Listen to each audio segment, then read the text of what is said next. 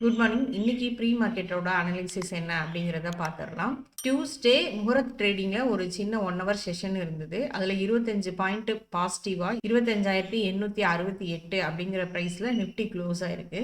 நேற்றுக்கு கிஃப்ட் நிஃப்டியில் என்ன நடந்திருக்கு அப்படின்றத பார்த்துட்டு நம்ம மார்க்கெட்டில் இன்றைக்கி என்ன நடக்கும் அப்படிங்கிறதையும் பார்ப்போம். கிஃப்ட் நிஃப்டியில் நேற்று ஒரு நல்ல பையிங் ப்ரெஷர் இருந்திருக்கு. கிட்டத்தட்ட 390 பாயிண்ட் பாசிட்டிவாக மூவ் ஆகி இப்போ காலையிலேருந்து கன்சல்டேஷனில் இருக்குது. இது நம்ம மார்க்கெட்ல எப்படி இம்பாக்ட் ஆகும் அப்படிங்கிறத பார்க்கலாம். இன்னைக்கு நம்ம மார்க்கெட்லயும் ஒரு ஹியூஜ் கேப் அப் வர்றதுக்கான வாய்ப்பு அதிகமா இருக்கு. ஒரு 300 பாயிண்ட் பாசிட்டிவா இருக்கும் அப்படின்னு எதிர்பார்க்கப்படுது. கிட்டத்தட்ட ஆல் டைம் ஹையை இன்னைக்கு உடைக்குமா அல்லது ஆல் டைம் ஹைல இருந்து ஒரு ரீடெஸ்ட் பண்ணுமா அப்படிங்கிறத பார்ப்போம். அப்படி ரீடெஸ்ட் பண்ணும் பட்சத்துல 25,800 அப்படிங்கிறது ஒரு நல்ல சப்போர்ட்டா இருக்கும். அடுத்து பேங்க் நிஃப்டி பார்த்துடலாம். பேங்க் நிஃப்டி முகூர்த் ட்ரெண்டிங்கில் 26 பாயிண்ட் நெகட்டிவாக 58,000 அப்படிங்கிற ப்ரைஸில் க்ளோஸ் ஆயிருக்கு. இது ஒரு ஆல் டைம் ஹையாக தான் இருக்குது. இன்னைக்கு பேங்க் நிஃப்டிலையும் ஒரு ஹியூஜ் கேப் அப் இருக்கிறதுக்கான வாய்ப்பு அதிகமாக இருக்குது.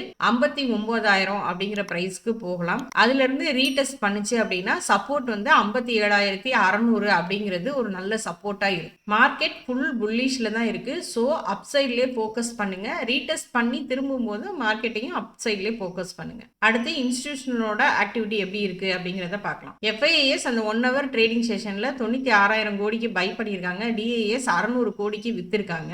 எஃப்ஐஏ கொஞ்சம் கொஞ்சமா அவங்களோட பையிங்க ஸ்டார்ட் பண்ணியிருக்காங்க. ஸோ இன்னைக்கு இன்ஸ்டிடியூஷனோட ஆக்டிவிட்டி மார்க்கெட்ல எப்படி இருக்க போகுது அப்படிங்கிறத பார்க்கலாம். தேங்க்யூ.